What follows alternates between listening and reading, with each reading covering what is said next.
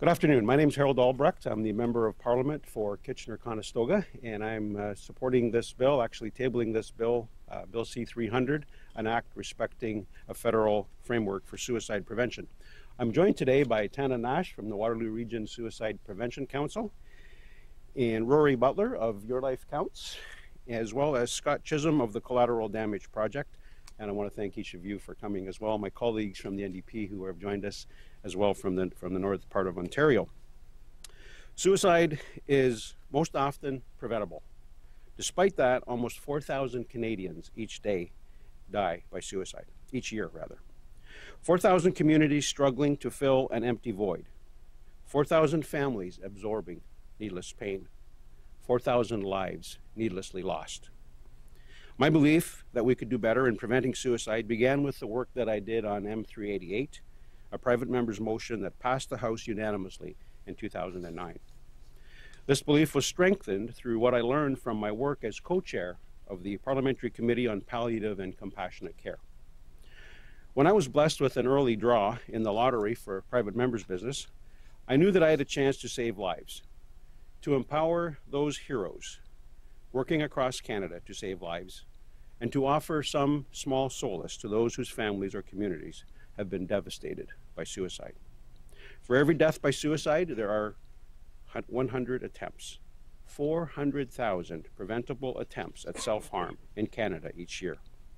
For every death by suicide, there are 5 hospitalizations. 20,000 preventable hospitalizations each year. For every death by suicide, there are 22 emergency room visits, 88,000 preventable trips to the emergency room each year. Through it all, we have groups across Canada, like those represented on this stage today, working to save those lives, working to prevent those hospitalizations and emergency room visits, working to end the pain. Passing 300 will not solve all of these problems. I'm going to leave it to these experts to tell you how passing 300 will bring a message of hope to those working on the front lines, to those struggling with suicidal thoughts, and to those who struggle to bring words to the pain of loss that they feel in suicide's aftermath. I'd like to call now on Tana Nash of the Waterloo Region Suicide Prevention Council. Tana?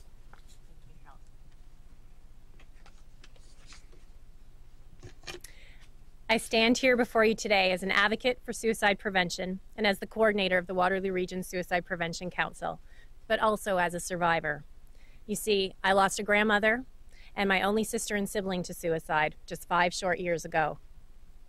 Like so many advocates and grassroots organizations across Canada, I channeled that grief into something positive, something hopeful and helpful, so that others do not need to endure that same loss, that same needless, unnecessary loss. In Waterloo Region, there are many partners and volunteers breaking down stigmas, raising awareness, providing education, and offering prevention and intervention solutions to reduce suicidal behaviors. And we are not alone.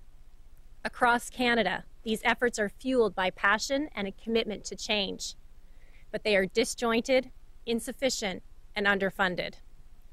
I believe the reason is simple. We haven't been talking about suicide in Canada. We've been sweeping it under the carpet, but that momentum is shifting. I'm grateful to Bob Ray for devoting an opposition day to mental health. I'm grateful to Harold for forcing the House of Commons to debate this issue openly. But tomorrow, I want to be grateful to this Parliament for ensuring that these conversations will continue. We can't continue to pretend that suicide is not a problem. 4,000 preventable deaths each year is a problem. If 4,000 Canadians were dying each and every year to any other illness, the government would have taken action long ago. We can't keep sweeping this under the carpet. We need this conversation to turn into action to prevent suicide, to empower the volunteers, and to heal the survivors. We need hope that our government will lead this conversation and this action. Bill C300 provides that hope. As an advocate for suicide prevention and positive mental health, and as someone bereaved by suicide, I ask Parliament to bring Bill C300 into law as quickly as possible. The time is now. Canadians can no longer wait. To the thousands of families and friends grieving the loss of a loved one, to the tens of thousands of Canadians struggling right now with suicidal thoughts, we deserve this bill to be passed. And now I'd like to ask my colleague and friend, Rory Butler from Your Life Counts, to come up. This is an organization that helps youth develop and keep a will to live. Rory. Thank you, Tana. A Harris Decima poll conducted for Your Life Counts in August 2010 confirmed that 86% of Canadians were unaware that suicide is the second leading cause of death among our youth. 84% of Canadians said they would not be afraid to talk about it if someone was contemplating suicide. And similarly, 84% of Canadians said that the government needed to invest in suicide prevention. Tragically, suicide is probably the most preventable of all causes of death. Our youth are our future, and that's why Bill C300 must not only succeed, but it must be fast-tracked so that the threat suicide presents to individuals, families, and communities across Canada will be tackled seriously and responsibly. My message to youth, native or non-native, is that you do matter. You do have a future.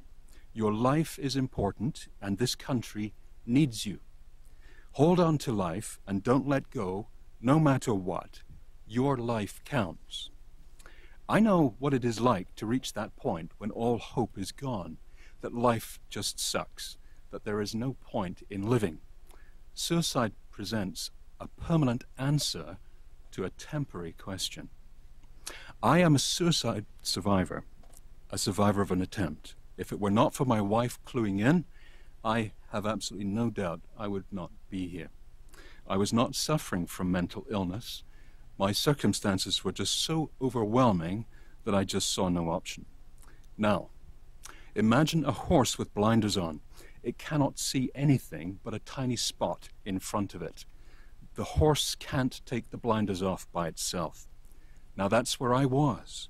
And I needed that help because I couldn't take the blinders off myself. Without the blinders, you see things differently. You see everything around you in a new light. You realize that your life counts. I didn't reach out for help because I didn't think I needed help. I had a plan, and my plan was spoiled, and I'm glad that it was. I stand here as proof that support, intervention, and understanding works. At some point, we all need hope. At some point, we all need help. Hope is always there. Hope doesn't leave you, so don't let go of hope. The message of my organization is Your Life Counts. We save lives.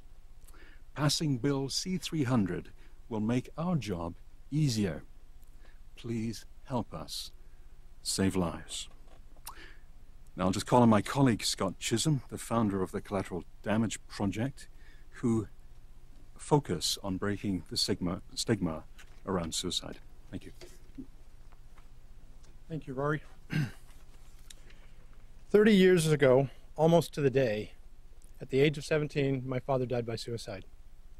I dealt with my grief and loneliness and solitude. Because of the social stigma, no one wanted to talk about it.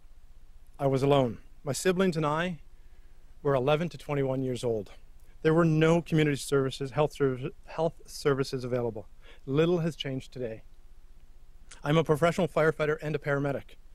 I'm very well trained to treat physical injuries that heal in short periods of time. I also respond to suicide calls as part of my job. Yet, I have no training regarding those who have just experienced the greatest trauma of their life when losing a loved one to suicide. Community health services for those bereaved by suicide are lacking.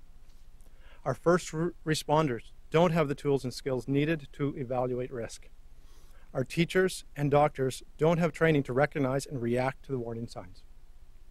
I recently facilitated training for teachers at Laurentian University in Sudbury. They learned how to recognize and react to warning signs. This is too rare an occurrence. We can do better with just a bit of leadership.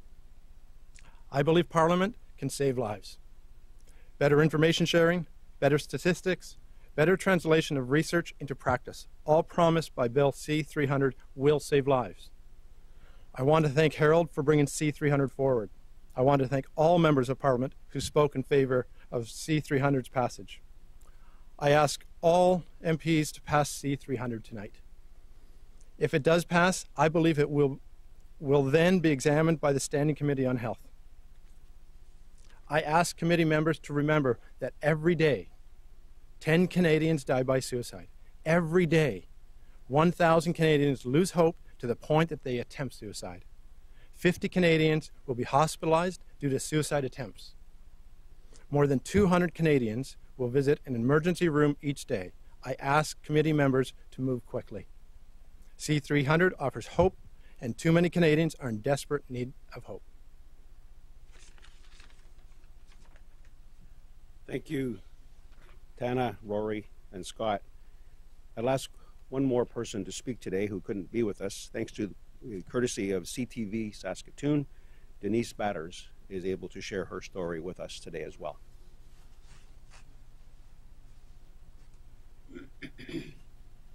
Denise Batters flips through a scrapbook filled with fond memories. On each page, headlines capturing highlights of her late husband's career.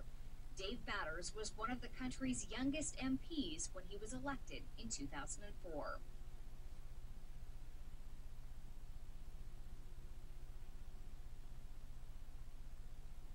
His personality was so outgoing, and he was the kind of person that lit up a room. He may have lit up the room, but Dave Batters also suffered through some dark days. Almost 4 years into his political mandate, Dave began to experience extreme anxiety. Being nervous and stressed out, but just to an extreme degree, where you just feel like your mind is racing so much that you can't sleep, you can't eat. Dave was put on prescription medication to ease his anxiety, but as he tried to cope, his pill use escalated and he became dependent on the drug. Dave was hospitalized and put on a detox plan, but ended up slipping into a deep depression. It scared us both how quickly all of this had happened. I mean, life was pretty great for us right before all of this happened, and then it just all tumbled down very, very quickly.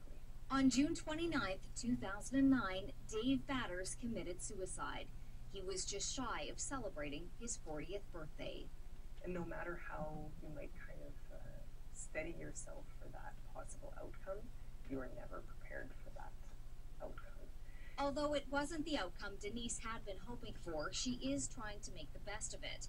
A year after Dave's death, she held a golf tournament in his honor. The proceeds helped to produce a television commercial targeting men between the ages of 30 and 50. They think it's weak to admit that they need help, but it isn't. It isn't unmanly or weak to admit that you're suffering with something. It's a health issue. An issue Denise Batters hopes those struggling with mental illness will accept help for. She knows it's not easy, but says it can mean the difference between life and death. If this could happen to Dave, this can happen to anyone. Chantal Huber, CTV News, Saskatoon. Suicide is silent. We don't talk about it, which only makes it more tempting to those who have lost hope. Between 1993 and 2010, not a single piece of legislation regarding suicide prevention was debated in the House. As you've heard, the most important action we can take as Canadians is to break that silence, to speak openly about the challenges, to acknowledge the deaths by suicide as they occur, and to break the stigma and express our sympathy and love to those whose lives have been impacted. I truly believe that the 2 hours of debate on C300 showed Canadians the best of what Parliament has to offer. The discussion around Bill C300 thus far has featured neither partisanship nor blame. That is appropriate. There is more than enough blame to go around for the situation in which we find ourselves today. And there is more than enough credit to be shared for the tone of the discussion C300 has enjoyed. There will be more than enough credit to be shared if C300 is promptly passed. I say promptly because lives are lost with every delay. C300 was last debated on Thursday a week ago. Since then, there have been likely 5,000 suicide attempts, 600 emergency room visits, 250 hospitalizations, and 50 deaths, all due to suicide, most of them preventable.